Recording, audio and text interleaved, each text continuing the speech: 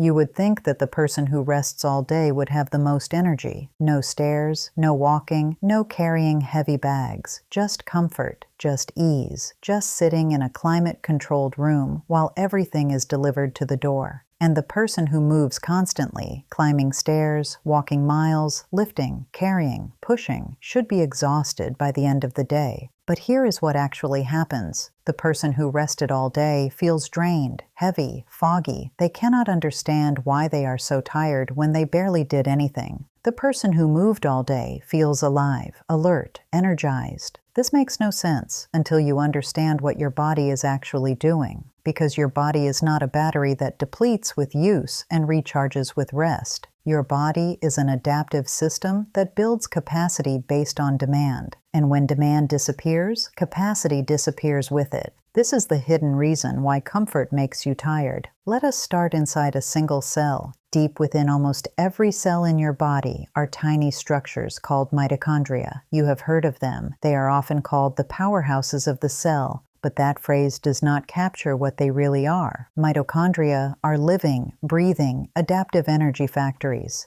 They take the food you eat and the oxygen you breathe and convert them into ATP, adenosine triphosphate. ATP is the energy currency your body runs on. Everything you do requires it. Thinking, moving, digesting, healing, beating your heart, firing a neuron. Without ATP, you do nothing. You are nothing. Here is the remarkable part. Mitochondria are not fixed. They are not permanent structures you are born with and stuck with forever. Mitochondria multiply when you need more energy. They become more efficient when you demand more from them. They build themselves up when you challenge them. And they shrink, weaken, and disappear when you do not. Your cells are constantly asking one question: how much energy production capacity do we actually need? And they answer that question by looking at what you did yesterday, what you did last week, what you have been doing for months. If you moved, climbed, lifted, walked, pushed, your cells received a clear signal. We need more power plants, build more mitochondria. If you sat, rested, stayed comfortable, your cells received a different signal. We do not need this much capacity. Scale it back. Your body builds what it thinks you will need tomorrow. If today required very little, tomorrow's energy production will be very little. Now imagine two people living two different lives. Person A wakes up and walks to work. They climb stairs, they carry groceries, they stand while cooking dinner. Throughout the day, their muscles contract and relax thousands of times. Each contraction sends a signal. When a muscle contracts, it uses ATP. When ATP runs low, a sensor inside the cell called AMPK activates. Think of AMPK as a fuel gauge. When fuel drops, AMPK notices. AMPK then triggers a cascade of events. It activates a molecule called PGC1-alpha, sometimes called the master regulator of mitochondrial biogenesis.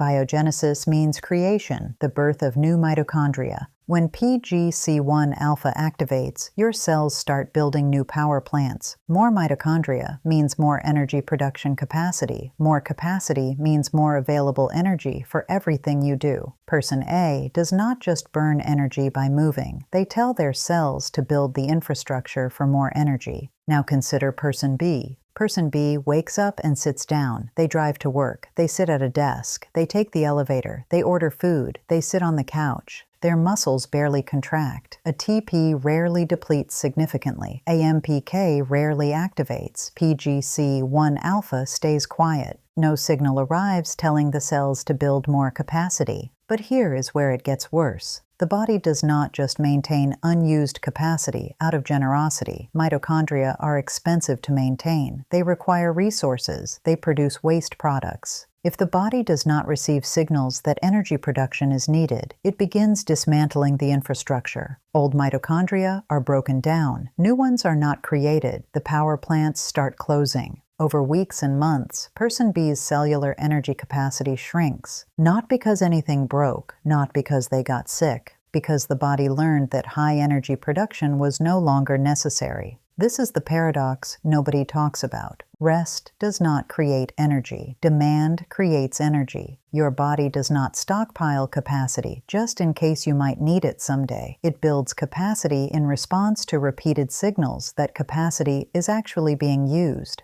When you stop sending those signals, the capacity disappears. This is why people who rest all weekend often feel more tired on Monday than they did on Friday. Their bodies received 2 days of signals that said, "Scale back. We do not need much." This is why bedridden patients lose strength so quickly, sometimes 20% of muscle mass in a single week. The body is not being cruel. It is being efficient. Why maintain what is not being used? This is why astronauts in space, floating in zero gravity with no resistance, return to Earth with weakened muscles and bones. Their bodies learned that strength was no longer required. Your body is always adapting to match the demands you place on it. And when demand disappears, the adaptation goes in reverse. Now let us zoom out and look at modern life. For most of human history, comfort was rare. People walked miles every day. They carried water. They built shelters. They hunted, gathered, farmed. Physical challenge was built into existence. The body evolved to expect this. It evolved to receive constant signals of demand and to build capacity accordingly. But modern life has engineered challenge out of existence. Chairs replace standing, elevators replace stairs, cars replace walking, delivery replaces carrying, climate control replaces temperature adaptation. Everything is designed to minimize physical effort.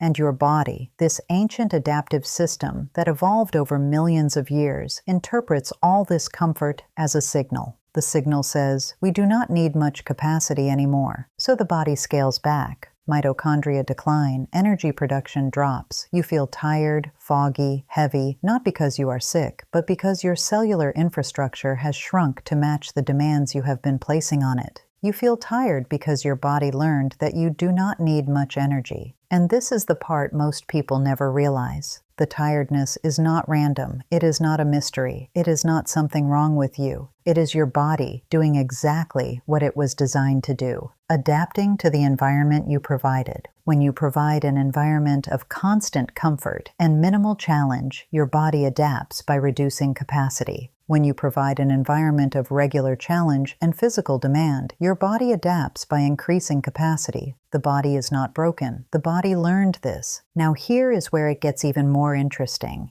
It is not just mitochondria. It is everything. Your cardiovascular system adapts to demand. Challenge your heart with movement, and it becomes more efficient. Rest constantly, and capacity declines. Your blood vessels adapt. Movement stimulates the release of nitric oxide, which keeps vessels flexible and responsive. Prolonged sitting allows vessels to stiffen. Your blood sugar regulation adapts. When muscles contract, they pull glucose directly from the blood, independent of insulin. Without movement, blood sugar stays elevated longer, and insulin sensitivity drops. Your brain adapts. Movement increases blood flow to the brain and stimulates the release of BDNF, brain-derived neurotrophic factor, which supports learning, memory, and mood. Without movement, these signals diminish. Your bones adapt. They need impact and load to maintain density. Remove the challenge, and they weaken. Everything in your body is listening for signals. And comfort, relentless, unchallenged comfort, sends the same signal everywhere. We do not need much capacity. This creates a vicious cycle. When capacity shrinks, everything feels harder. Walking upstairs feels exhausting, not because you are weak, but because your cardiovascular and mitochondrial capacity has declined. The demand has not changed, but the capacity to meet it has shrunk. So you avoid the stairs, you take the elevator, and your body receives another signal. Scale back further. Capacity drops more. Now even small efforts feel overwhelming, so you avoid those too. And on